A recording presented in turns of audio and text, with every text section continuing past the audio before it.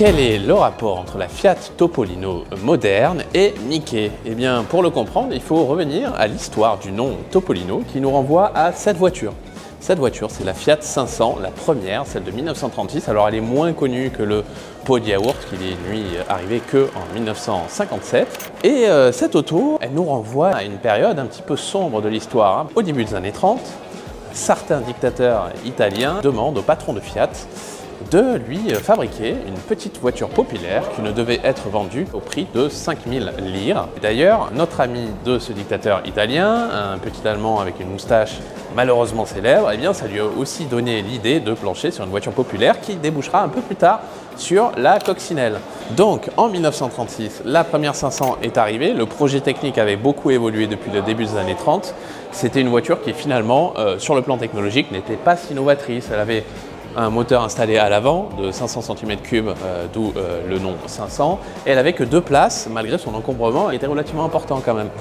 Mais cette Fiat 500, eh bien, elle avait un détail qui était totalement détonnant par rapport à la gravité de l'histoire d'alors, c'est que quand vous la regardiez de face, là, comme ça, avec cette grande calandre très ronde et ces petits phares un petit peu au-dessus, eh bien, ça ressemblait à la silhouette de Mickey.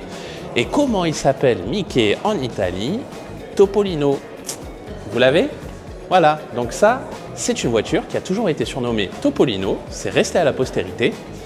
Et donc, chez Fiat, eh bien aujourd'hui en 2023, fort de cette histoire, ils en profitent pour célébrer le centenaire de Disney et les 95 ans de Mickey, avec eh bien, un petit exercice artistique sympathique qu'on va vous présenter tout de suite sur Caradisiac.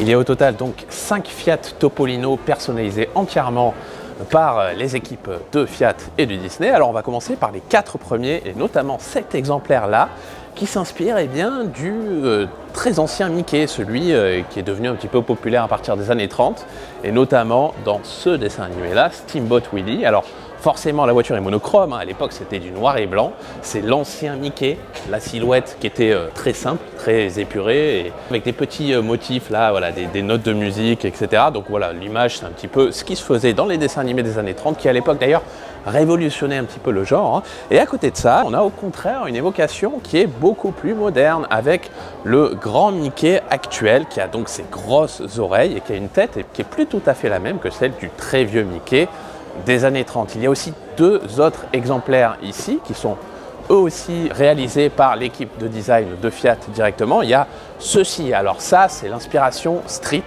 art qui fait référence un petit peu au tag, à l'art qu'on voit dans nos grandes villes.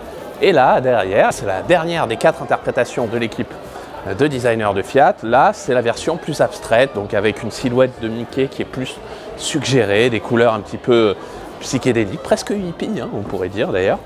Et après ça, on a un 5e exemplaire qui, lui, par contre, a été entièrement réalisé par un artiste de Disney. Alors, il nous a raconté un petit peu le processus créatif qu'il y a eu derrière. En gros, une nuit, il a eu une inspiration presque divine et il a dessiné toute la voiture d'un seul coup. Il a l'air d'en être très fier de cette voiture. Alors bon, malheureusement, ces 5 exemplaires spéciaux, c'est bien joli, c'est rigolo, ça fait parler de la marque, ils sont contents, hein, les gens du département marketing, mais ils ne seront pas commercialisés. Vous ne pourrez pas acheter une Fiat Topolino de Mickey. Et non. En revanche, cette Topolino-là, eh bien, vous allez bientôt pouvoir l'acheter en France sans les logos de Mickey dessus, hein. Techniquement, pour rappel, c'est la même chose que sa cousine, la Citroën Ami, avec un moteur électrique d'une puissance de 12 chevaux qui lui autorise une autonomie maximale de 70 km, rechargeable sur prise standard. Bon, d'ailleurs, c'est marrant parce que c'est quasiment la même puissance que la vieille Topolino thermique qui était, elle, à 13 chevaux, mais qui pouvait filer jusqu'à 70 km/h, alors que cette auto, accessible sans permis à partir de l'âge de 14 ans, sera limitée à 45 km/h. Et quel prix alors chez nous? On le connaît enfin, hein, 9 890 €. Alors c'est 1000 € de plus que la Citroën Ami, mais force est de constater que quand on la regarde, par rapport à la Citroën qui franchement ressemble à un gros bloc en plastique qui n'est pas très sexy à voir, cette petite Topolino, eh ben, elle ressemble vraiment à une voiture italienne. Elle est mignonne, elle donne envie de profiter d'endroits sympas, Et d'ailleurs, en plus, elle sera aussi disponible dans une version Dolce Vita avec des petites cordelettes en remplacement des portières et un toit ouvert qui sera équipé d'une toile. Donc vivement l'été prochain avec.